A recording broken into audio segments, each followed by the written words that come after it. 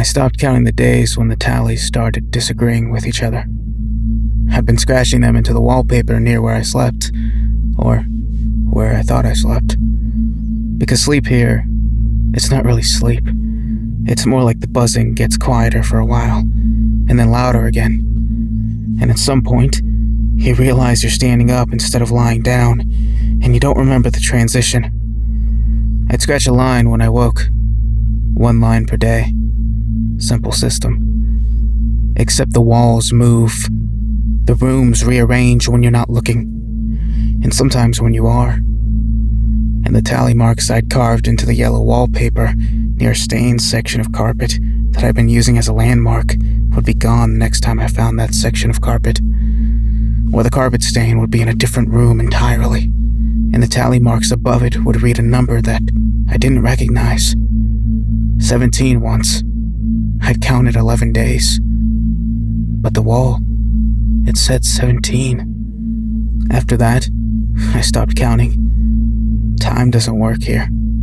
Or it does. But not for you. It works for the rooms. My name's Micheal.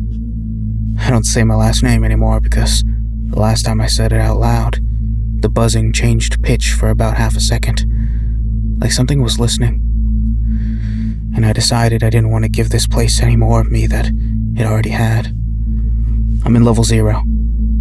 I've been in level 0 for a while. Long enough that the fluorescent lights don't bother me the way they used to. The hum was maddening for the first few days.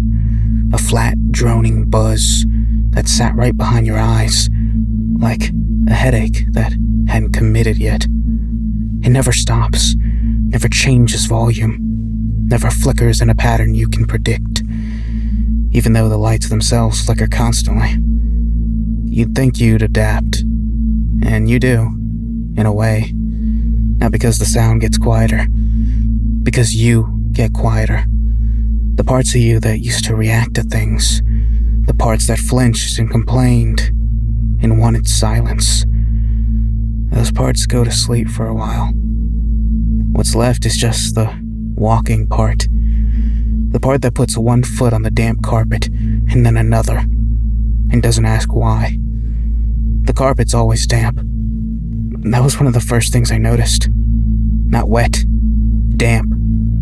Like it rained here once, a long time ago, and the moisture never fully dried. The smell's the worst part. Mold and something chemical, like old glue. You stop noticing it after a while, or you tell yourself you've stopped noticing it. Then, one day, you'll turn a corner into a new room, and the smell will hit you fresh, like walking into it for the first time. And you'll realize you'd never stopped noticing it at all. You'd just run out of ways to mind. The rooms are all the same, and none of them are the same. Yellow wallpaper, fluorescent lights and drop ceiling panels, damp carpet, no windows, no doors that lead outside. Every room connects to other rooms through doorways or openings that don't follow any logic I can map. I tried mapping it early on, drew diagrams on the wallpaper with a pen that I had in my pocket when I clipped in. Left, right, straight, left, straight. The map contradicted itself within an hour. Hallways that should have connected looped back to rooms I'd already passed through. Except the rooms had changed. Different stain on the carpet, light fixture in different positions. Same room, different room. Both. I stopped mapping for the same reason I stopped counting. The Backrooms don't reward observation. They punish it. I found the first marking on what I'd call a Tuesday, because I need to call it something. It was scratched into the wallpaper at about shoulder height, near a corner where 2 rooms met at an angle that felt slightly wrong. Not 90 degrees, something less. Just enough to make the space feel compressed without being able to point to why. The scratch was deliberate. A single arrow pointing left, carved deep enough to go through the wallpaper and into whatever was behind it. The edges of the scratch were darkened, like they'd been there for a while. I had seen graffiti before. Scratches, words, names. Most of it looked old. Some of it didn't even make sense. Symbols I didn't recognize. Numbers and sequences that meant nothing to me. I'd stopped paying attention to them weeks ago, because they never led anywhere. They were just proof that other people had been here, and hadn't found a way out either. But this era was different.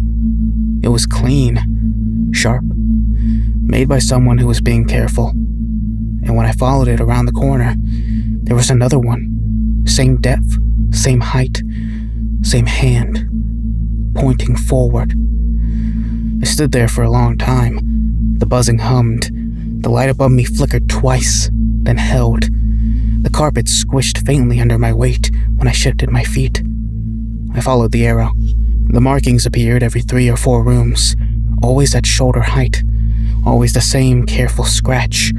A single arrow. No words, no numbers, no name, just direction. Left, straight, right, straight, straight, left. Someone had walked this route before me and marked it with the patience of a person who expected to be followed, or the patience of a person who needed to find their own way back.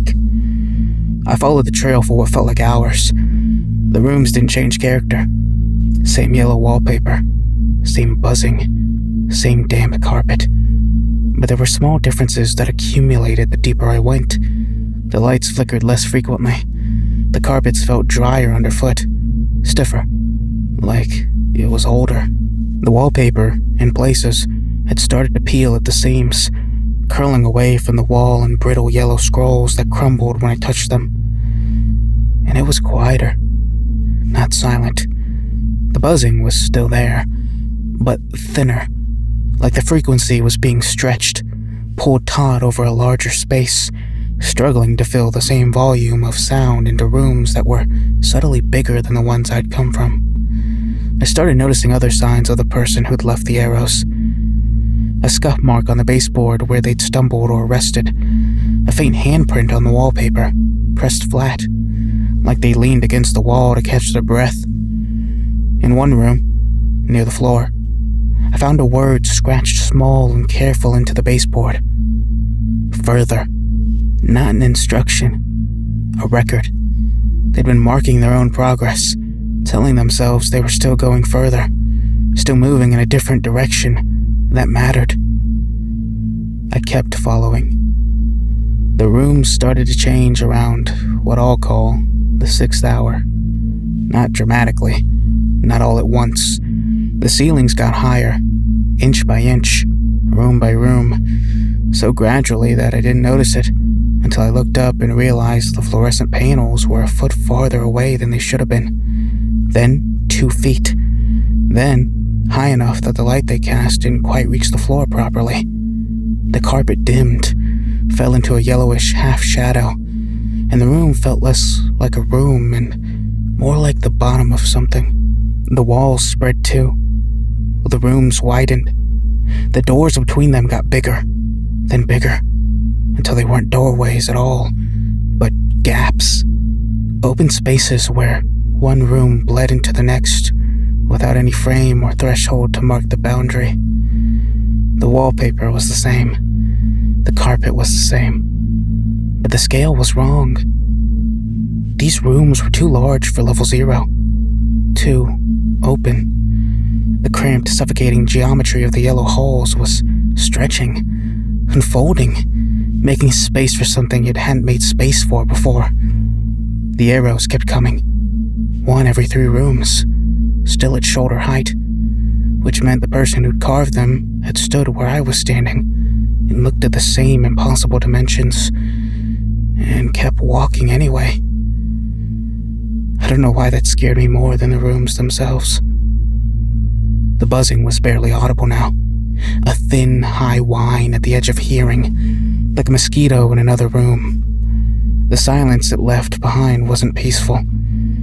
It was loaded, the kind of silence that happens when something that's been making noise for so long that you forget it was a sound suddenly stops, and the absence is louder than the thing itself ever was.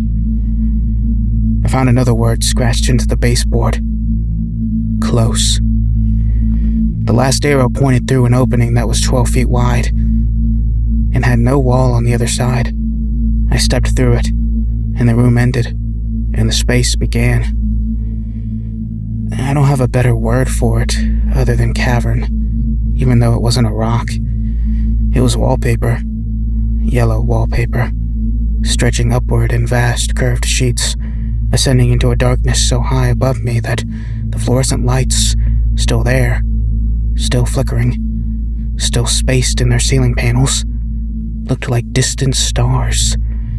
The carpet extended forward across a floor that was flat and open and enormous, hundreds of feet in every direction, unbroken by walls or partitions or doorways.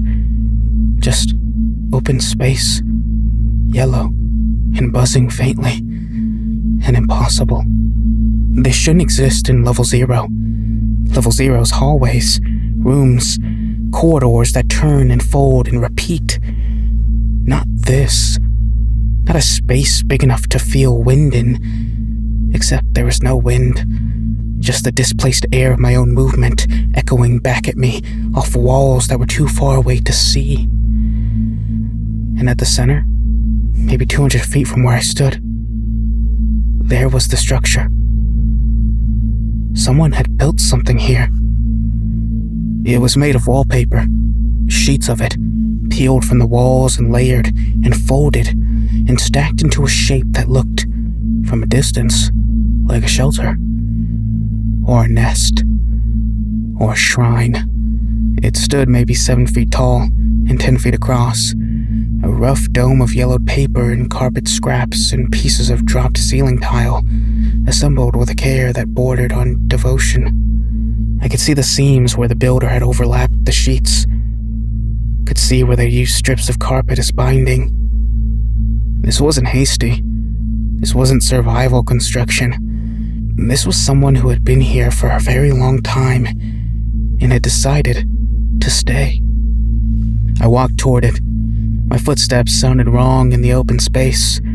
Too flat, too dry, swallowed by the distance instead of bouncing back. The buzzing was almost gone, just a thread of sound, thin enough to break. The entrance to the structure faced away from me. I circled it slowly. The exterior was layered with more scratches. Not arrows this time.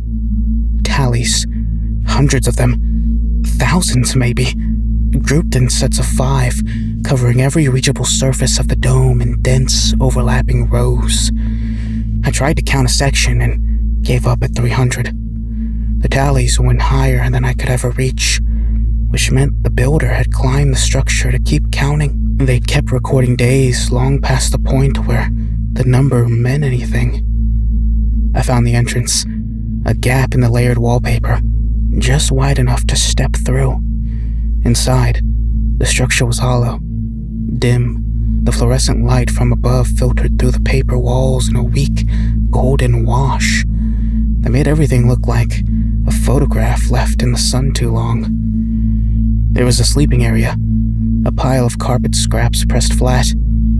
There were objects arranged along one curved wall, a pen nearly out of ink, a shoe, just one, the laces removed, a shard of ceiling tile with something scratched into its surface that I couldn't read in the low light. And there were notes, dozens of them, scraps of wallpaper covered in handwriting so small and so dense I had to hold them inches from my face to make out the words. Most of the notes were the same sentence, repeated, over and over, page after page.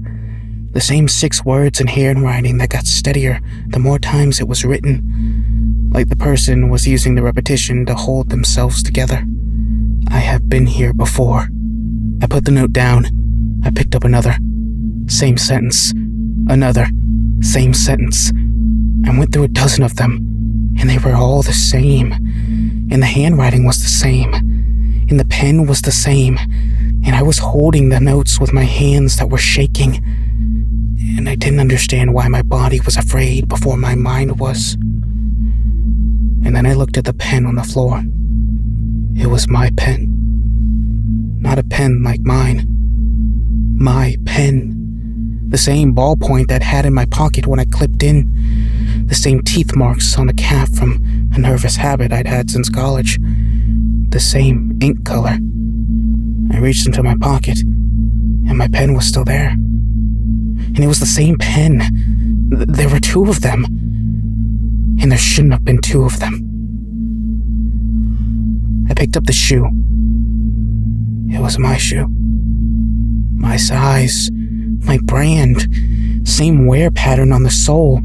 Same crease across the toe where my foot bends when I walk. I was wearing both of my shoes. And here was a third one, sitting on the floor of a structure I didn't remember building. I looked at the tally marks on the outside of the dome. Thousands of them. I looked at the sleeping area, shaped to fit a body my size. I looked at the notes, written in handwriting, that I recognize now. That I've been looking at without seeing, because the mind does that. It refuses to recognize itself in places where it shouldn't be. I have been here before. Not a statement. Not a warning left by someone else. A memory. Written by me. Left by me. In a structure I built during a trip through these halls that I don't even remember taking. On a loop through level 0 that I've already completed at least once. Maybe more.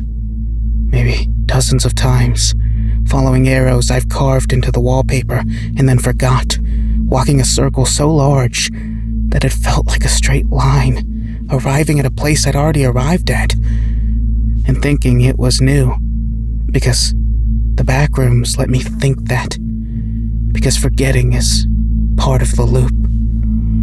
I looked at the arrow scratched into the wallpaper near the cavern's entrance, the same careful hand. My hand, pointing forward, pointing farther, pointing toward the structure I'd already built, and the notes I'd already written, and the pen I'd already left behind. The arrows weren't guiding me forward, they were guiding me around. I'm sitting in the structure now. My structure. The one I don't remember building. The fluorescent lights flicker far above me through the layered wallpaper. And the buzzing's so faint here, it almost sounds like breathing. The carpet's dry. The air's still. I'm holding one of the notes. One of my notes. And reading my own handwriting. And trying to feel something about it. And what I feel is not horror. What I feel is tired. That's how it gets you. Not with monsters. Not with chases or darkness or things that scream. The Backrooms gets you with a repetition. It gives you a hallway, and then another one, and then another hallway, and it waits for you to build a routine from the nothing it provides. You start counting days, marking walls, following trails, and the activity feels like progress, feels like movement. Feels like you're going somewhere.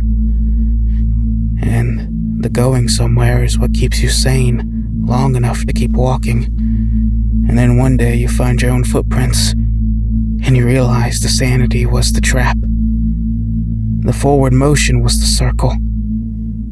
The Backrooms didn't need to stop you from leaving. It just needed to make you believe you were trying. I could leave the structure, walk back through the cavern, follow the arrows in reverse, return to the smaller rooms, the tighter hallways, the proper level 0 that I remember. Start again. Try a different direction. Go right where I went left. Go straight where I turned. But I've done that before, haven't I? That's what the tallies on the outside mean. Not days. Loops. Each set of 5 isn't a week I survived. It's a cycle completed. A full trip around the circle, ending here, in this structure, with this pen, in this shoe, in these notes. I'm adding a tally to the wall. My hand knows exactly where to put it. The muscle memory is there, even if the conscious memory isn't. My fingers find the next empty space on the dome's surface without even searching. The way you reach for a light switch in a dark room that you lived in for years. I'm writing this note. Same words as all the others. Same 6 words that are the only thing that survives the reset. The only thought that bleeds through from one loop to the next. The only thing I apparently consider important enough to commit to wallpaper before I walk back into the yellow and forget everything again. I have been here before. The buzzing's getting louder, now gradually, all at once, like someone turned a dial.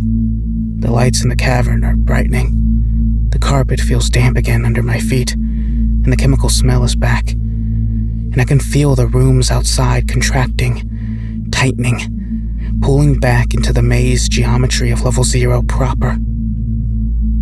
The Backrooms is resetting, shuffling the deck, getting ready to deal me the same hand and let me think I've never played it. I'm putting down the pen. I'm standing up. I'm walking toward the entrance of the structure. My structure. The one I'll forget I built within the hour. There's an arrow just outside, scratched into the wall at shoulder height. Clean, sharp, pointing forward. I'm going to follow it.